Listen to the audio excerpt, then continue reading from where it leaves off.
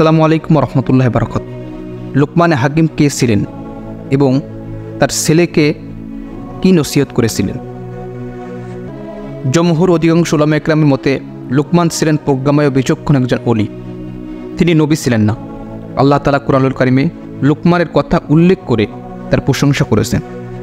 হযরত লুকমান তার স্নেহধন্য পুত্রকে যে উপদেশ দিয়েছেন আল্লাহ তাআলা পবিত্র কোরআনে তাও উল্লেখ করেছেন। উপদেশগুলো হলো বিভিন্ন তাফসীর কারকগণ লুকমান হাকিমের উপদেশগুলো বিভিন্নভাবে উল্লেখ করেছেন। এক, লুকমান তার পুত্রকে প্রথমে যে উপদেশগুলো দেন তা হলো, হে বৎস, আল্লাহর সাথে শরিক করো না, নিশ্চয়ই শিরিক বড় জুলুম। উপদেশ 2, অতঃপর আল্লাহ তাআলা প্রসঙ্গক্রমে পিতামাতা সম্পর্কে তার নির্দেশের কথা উল্লেখ করেছেন। তিনি সন্তানের ওপর পিতামাতার অধিকারের কথা, তারা মুশরিক হলে তাদের প্রতি সদাচরণের কথা এবং তাদের বাতিল দিন কবুল করার ব্যাপারে তাদের আনুগত্য না করার কথা উল্লেখ করেছেন। উপদেশ 3, লুকমানে হাকিম সন্তানকে যে মানুষের প্রতি জুলুম করতে বারণ করলেন, যদিও তা সর্ষে পরিমাণ হয়, এমনকি তার দরজা জানালাহীন কিংবা ছিদ্রবিহীন কঠিন পাথরের মধ্যে রাখা হলেও আল্লাহ তাআলা সেটি সম্পর্কে অবগত থাকেন। উপদেশ 4, লুকমান তার পুত্রকে বলল, হে বৎস, নামাজ কায়েম করো। উপদেশ 5, এরপর লুকমান হাকিম তার পুত্রকে বললেন, সৎকর্মের নির্দেশ দিবে আর অসৎকর্মে নিষেধ করবে এবং বিপদ আপদে ধৈর্য ধারণ করবে। উপদেশ 6, লুকমান হাকিম তার পুত্রকে আরও বললেন, অহংকার বশত তুমি মানুষকে অবজ্ঞা করো না এবং পৃথিবীতে ঊর্ধ্বভাবে বিচরণ করো না, কারণ আল্লাহ কোনো উদ্ধত অহংকারকারীকে পছন্দ করেন না। উপদেশ 7, এরপর লুকমান তার পুত্রকে বলেন, তুমি যখন কথা বলবে তখন প্রয়োজন অতিরিক্ত উচ্চস্বরে কথা বলবে না, কারণ সর্বোচ্চ এবং সর্বনিকৃষ্ট কণ্ঠস্বর হলো গাধার। সালাফদের উক্তি। 1, ইমাম আবি হাতিম কাসিম ইবনে মুখাইমারা থেকে বর্ণিত, রাসূল সাল্লাল্লাহু আলাইহি ওয়াসাল্লাম বলেছেন, লুকমান তার পুত্রকে বলেছিলেন, হে বৎস, হিম্মত ও প্রজ্ঞা দারিদ্রদেরকে রাজার আসনে বসিয়েছে। 2, আউন ইবনে আবদুল্লাহ থেকে বর্ণিত, লুকমান তার পুত্রকে বলেছিলেন, হে বৎস, তুমি কোনো মজলিসে উপস্থিত হলে ইসলামের রীতি অর্থাৎ সালাম দ্বারা তাদের অন্যায় জয় করবে। তারপর মজলিসের এক পাশে বসে পড়বে। ওদের কথা বলার পূর্বে তুমি কোনো কথা বলবে না। তারা আল্লাহর জিকির ও আল্লাহ সম্পর্কে আলোচনায় নিয়োজিত হলে তুমি তাদের সাথে আলোচনার অংশ নিবে। তারা যদি অন্য কোনো বিষয়ে আলোচনা করে তবে তুমি তাদেরকে ত্যাগ করে অন্যদের কাছে চলে যাবে।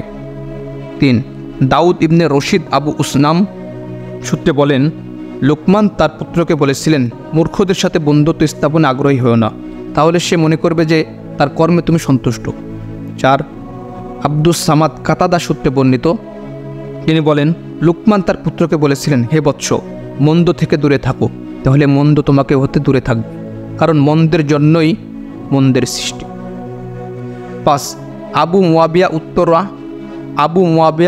উরওয়া সূত্রে বলেন, হযরত লুকমানের প্রজ্ঞাপূর্ণ বক্তব্য আছে, হে বৎস, অতিরিক্ত মাখামাখি পরিহার করবে, কারণ অতিরিক্ত মাখামাখি ঘনিষ্ঠ জন থেকে দূরে সরিয়ে দেয় এবং প্রজ্ঞাকে ঠিক তেমনই বিলুপ্ত করে দেয় যেমনটি আগে উচ্ছ্বাস করে থাকে। হে বৎস, অতি ক্রোধ বর্জন করো, কারণ তা প্রজ্ঞাবান ব্যক্তির অন্তঃকরণকে ধ্বংস করে দেয়। 6, সুফিয়ান বলেন, লুকমান তার পুত্রকে বলেছিলেন, হে বৎস, নীরবতা অবলম্বন করে আমি কখনো লজ্জিত হইনি। কথা বলা যদি রূপা হয় তবে নীরবতা থাকা হচ্ছে সোনা। 7, সুফিয়ান ইবনে উরাইনা বলেন, লুকমান আলাইহিস সালামকে বলা হলো, নিকৃষ্টতম ব্যক্তি কে? তিনি বললেন, যে ব্যক্তি এই কথার পরোয়া করে না যে লোকে তাকে মন্দ কাজে লিপ্ত দেখবে। লুকমান উপদেশ ছলে তার পুত্রকে বলল, হে বৎস, আল্লাহর সাথে শরিক করো না, নিশ্চয়ই আল্লাহর সাথে শরিক করা মহাপাপ। আর আমি মানুষকে তার পিতামাতার সাথে সৎ ব্যবহারের জোর নির্দেশ দিয়েছি।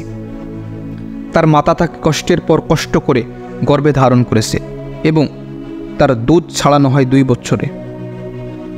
নির্দেশ দিয়েছি যে আমার প্রতি ও তোমার পিতামাতার প্রতি কৃতজ্ঞ হও, অবশেষে আমারই নিকট ফিরে আসতে হবে।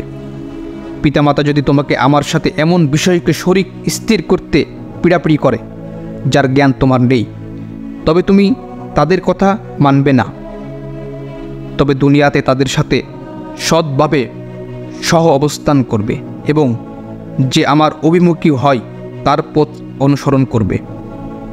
অতঃপর তোমাদের প্রত্যাবর্তন আমারই দিকে, এবং তোমরা যা করতে আমি সে বিষয়ে তোমাদের অবহিত করব।